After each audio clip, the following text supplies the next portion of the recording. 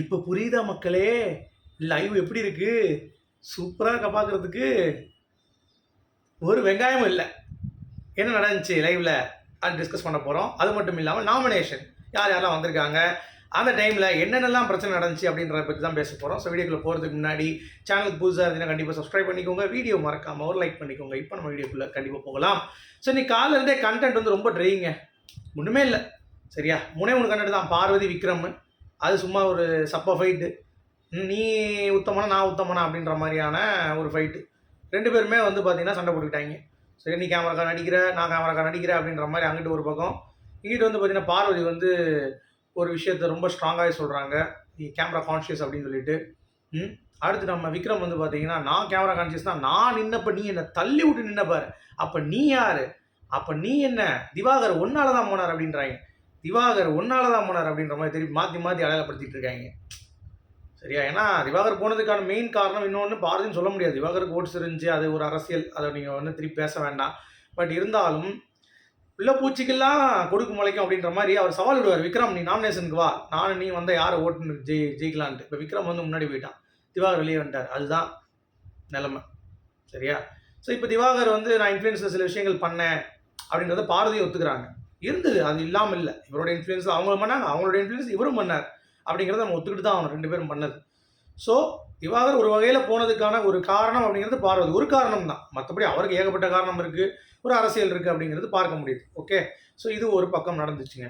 அடுத்து அரோரா, நான் தான் பெரிய உத்தமி அப்படின்ற மாதிரி அந்த அம்மா வந்து பார்த்தீங்கன்னா உத்தமிக்கு மறுபெயர் நான் தான் அப்படின்ற மாதிரி சொல்லிட்டு இருக்காங்க. பார்வதி அந்த சபையில் அந்த ஆபாச குறியீடு பண்ணது தப்பு தான், அது சொல்லியிருக்கூடாது. ஸ்ட்ரெயிட்டாக வந்து டீல் பண்ணியிருக்கலாம். பட் நீங்கள் குறியீடை காட்டினதுக்கு நீங்கள் வருத்தப்படுற மாதிரியே இல்லையே. நான் அப்படிலாம் கிடையாது, நான் வெரி குட் பர்சன், நான் வந்து யாருமே வந்து டச் பண்ண மாட்டேன், அவங்க கன்சர்ட் இல்லாமல் அப்படின்னு சொல்லிட்டு. அப்படியா? சரித்தா சரித்தா சூப்பர் தா அப்படின்ற மாதிரி தான் இருந்துச்சு. எப்படிலாம் வந்து நடிக்கிறாங்க பாருங்களேன். இந்த பிக் பாஸ் வீடு எப்படி மாற்றுது பாருங்க. வெளியவே நீ வந்து ஈத்திரம் தான் பண்ணிட்டு இருக்க, இதில் வந்து உள்ள வேற நீ போய் திருந்திவியாகும். உலக உத்தமி அரோரா. அடுத்து வேற என்ன? Food issue. அது என்னது? ஏதோ ஒரு இடியாப்பத்தை தூக்கி வச்சுட்டாங்க எவனோ, அதுக்கு யாருன்னு கேட்டு சாண்ட்ராவாங்கிற மாதிரி ஒரு பக்கம். இன்னொரு பக்கம் ரம்யா வந்து பார்த்தீங்கன்னா நான் எடுக்கல, அதை நான் கேட்க போகிறேன் அதை பேசுகிறேன் அப்படின்ற மாதிரி அந்த அம்மா வந்து பார்த்தீங்கன்னா திடீர்னு வந்து ஒரு பொங்குறாங்க. சுபிக்ஸ் உடனே கேமரா கிட்ட போய் பிக் பாஸ் நீங்கள் போய் கண்டுபிடிக்கணும், நீங்கள் தான் ஆமாம் இடியாப்பம் எடுத்து வைக்கிற, இட்லி நான் நக்கி சாப்பிட்றேன், அதெல்லாம் நான் கண்டுபிடிப்பேன், பிக் பாஸ் வேறு வேலை வெட்டி இல்லை, போங்கடா நீங்களும் உங்கள் வெங்காயம் அப்படின்ற மாதிரி இருக்குது. அப்புறம் எல்லாம் வந்து யோசிக்கிறப்ப சரி யாருன்னு பேசிகிட்டு இருக்காங்க. அப்போ வந்து உள்ளே போய் ரம்யா வந்து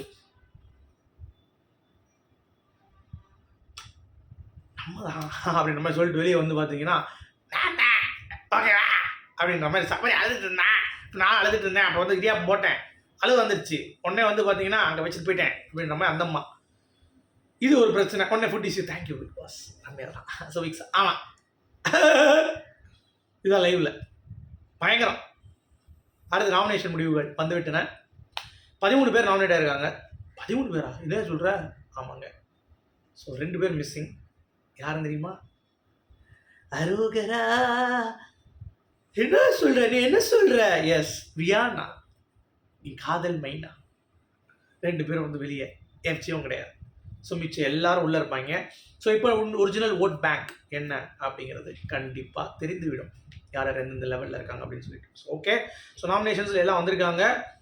அரோராவும் வியானா மட்டும் இல்லை, எஃப்ஜே கேப்டன் நடந்தது இல்லை. நாமினேஷன் நடக்கிறப்ப 13 பேருங்கிறப்ப எல்லாம் ஷாக் ஆகிருக்காங்க. அது மட்டும் இல்லாமல் அரோராவுக்கும் பார்வதிக்கும் லைட்டாக முட்டிக்கிச்சு சண்டை நாமினேஷன் முடிவில். நீ என்ன வரல, யாரும் அரோரா வரல அப்படின்னோடனே எதுக்கு அதெல்லாம் சொல்கிறீங்க? நீங்கள் எதுக்கு அது சொல்கிறீங்க? அதான் நீங்கள் பேசிட்டீங்களா, எதுவும் பேசக்கூடாதுன்ட்டு. இப்போ எதுக்கு என்னை வந்து நீங்கள் சண்டை போடுறீங்க? நீங்கள் இன்னும் ஒரு வாரம் கூட இருந்தால் எனக்கு எக்ஸ்ட்ராவாக பேக்கேஜ் கிடைக்கும், நான் வந்து தாய்லாந்து போகிறப்ப அதுக்கு வந்து யூஸ் பண்ணிப்பேன் அந்த காசை. நீங்கள் எல்லாம் பேசாதீங்க. நீங்கள் வெளியே நான் வந்து நாமினேஷன்ஸ்குள்ளே வந்தால் கூட நான் போன வாரம் வந்தேன். ஸோ வந்தாலே என்னை வந்து எல்லோரும் காப்பாற்றிட்டாங்க. மக்கள் வந்து என்னை ரொம்ப பாசம் வச்சுருக்காங்க. ஆபாசம் காட்டுறேன் அப்படின்னு சொல்லிட்டு ரொம்ப பாசமாக இருக்குது. அது மட்டும் நான் உத்தமி அப்படிங்கிறது எல்லாத்துக்கும் தெரியும். அதனால என்ன நீங்கள் கலங்கப்படுத்தாதீங்க, எனக்கு நீங்கள் பண்ணுறது சுத்தமாக பிடிக்கல அப்படின்ற மாதிரி பார்வதி வந்து பார்த்தீங்கன்னா ஒரு அடி அடித்து உட்கார வச்சிட்டாங்கன்னு நினைக்கிறேன். ஸோ பார்வதி வந்து சும்மா இல்லாமல் பேசிக்காக வந்து பார்த்தீங்கன்னா எல்லா இடங்களிலும் வந்து அப்படியே லைட்டாக பவுடர் போட்டு விட்டு கடைசி வந்து எங்கே தேவையோ அங்கே வந்து பார்த்தீங்கன்னா நம்ம ஒரு இதில் மாப்பிள்ளையை கலப்பாங்க பாருங்கள், நல்லா பவுடர் அடிச்சு விட்டு அந்த மாதிரி வந்து மூஞ்சி உள்ள பவுடர் அடிச்சு விட்டு விஷ கிருமி ஆக்கிடுறாங்க நம்ம பார்வதி அப்படிங்கிறது தான். ஸோ 2 பேரில் யார் பெரிய உத்தமி, யார் ரொம்ப நல்லவங்க அப்படின்ற போட்டி வச்சா பார்வதி அரோராவுக்கு பயங்கர டஃப் ஃபைட் இருக்கும். ஏன்னா 2க்கும் ஒன்றுக்கு ஒன்று சலிச்சது இல்லை அப்படிங்கிறது தான் பாயிண்ட். ஸோ உங்களுடைய கருத்துக்கள் என்ன அப்படிங்கிறத சொல்லுங்கள். திவாகர் போன லைவ் வந்து ரொம்ப போரிங்காக தான் இருக்குது. அதை நம்ம ஒத்துக்கிட்டு தான் ஆகும். சரியா? மீண்டும் சொல்லி